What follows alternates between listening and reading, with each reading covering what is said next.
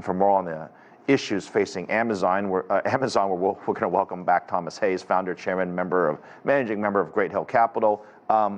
Thomas, this, it's a company we all know. Most of us use it, and we generally like the service. But my gosh, the political issues, not just within the U.S. but around the world, are really starting to add up. Let's start in the U.K. These strikes in the U.K., this on the surface may not seem like a big deal, but I think it sets a pretty big precedent. Yeah, well, it was 300 workers out of about 1,500 at this one warehouse. It is very small. They employ about 70,000 people in the UK.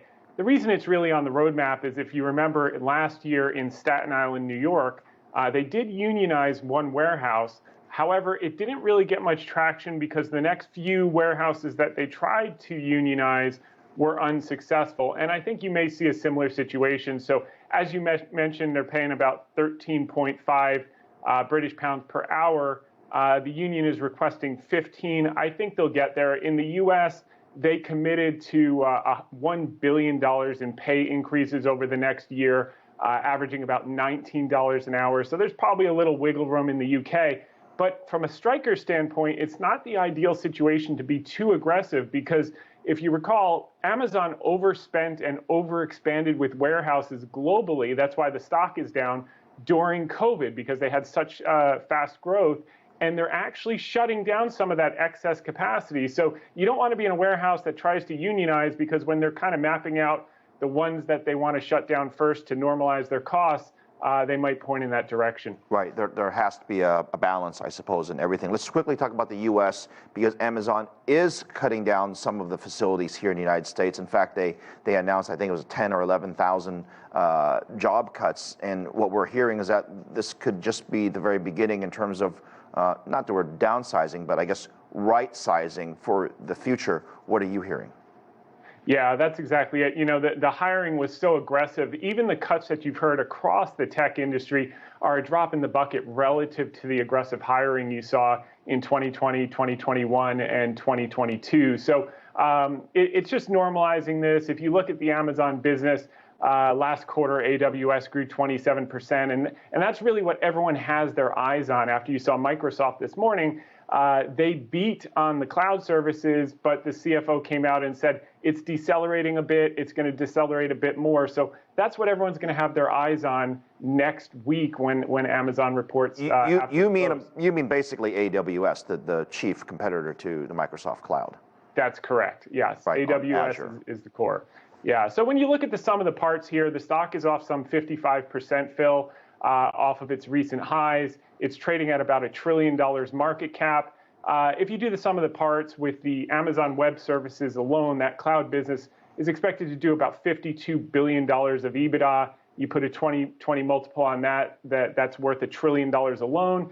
And then the e-commerce business, you apply 1.25 times gross merchandise value. You basically have a $2 trillion company trading at $1 trillion, and that doesn't even count the growth that's going to come out of the cloud over the next 3 to 5 years. Basically a business growing at low double digits top line for the next 5 years at a 45% gross margin. It's a bargain. You may recall late last year, I think Amazon took out a loan. It was $8 or $10 billion, and then they've got lines of credits around the world with different banks as well. And from personal terms, it's like having a lot of credit cards just in case you need the money, right? And I'm curious, doesn't Amazon have like a ton of cash just laying around? Why do they need to borrow money? You always want to borrow money when it's available, not when you need it. So they're just being proactive. They want to expand. They want to grow the business. They're getting into the healthcare business. You saw today with the RX Pass, with the generic drugs, Prime members for just $5 a month can get unlimited access to 50 generic drugs shipped to their house, free shipping, that treat 80 different ailments.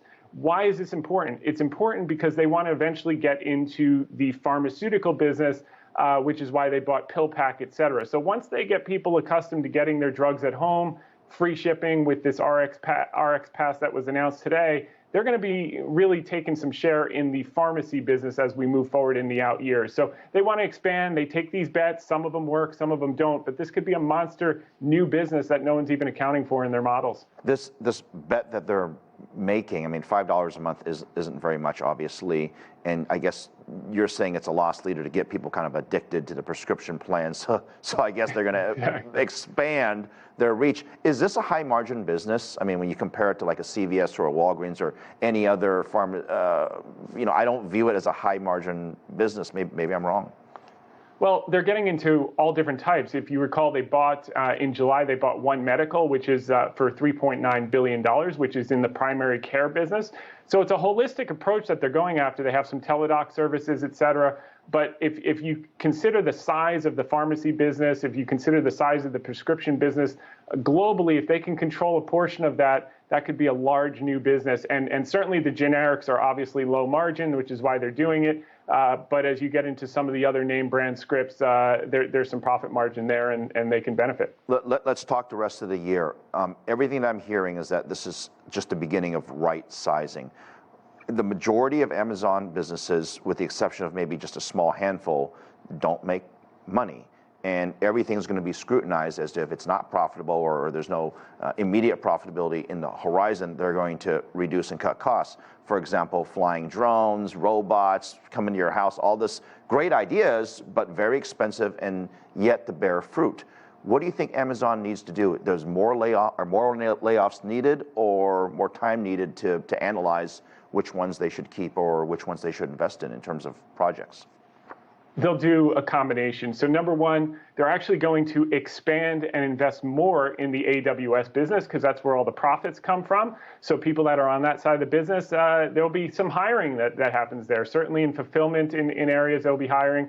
But yeah, some of the bets that aren't working out, they're going to be cut. They need to appease the Wall Street is very on eggshells right now in terms of margins, in terms of growth outlook, et cetera. So many of the tech companies that overhired, they're going to probably cut at least 2/3 of the amount of excess people that they hired in the last 2 years. So net pre-pandemic, they're still going to have meaningfully more people employed than they did before the pandemic. They're just going to shave off a bunch of the excess hiring from the last 2 years. So while the headline looks scary, the net effect is just marginal cuts. The headline is scary. I said 12,000 earlier. The actual number is 18,000 if you're keeping track on the layoffs. Just 2 seconds. You're a buyer of Amazon, correct? Yeah, well, we came on in the low 80s. It's moved up. We'll see what happens after earnings. I hope we get another bite to buy even more if we get a couple points down. But I wouldn't wait too long because, as I said, some of the parts is worth a lot more. Always good to see you. Thank you. Next up on this show.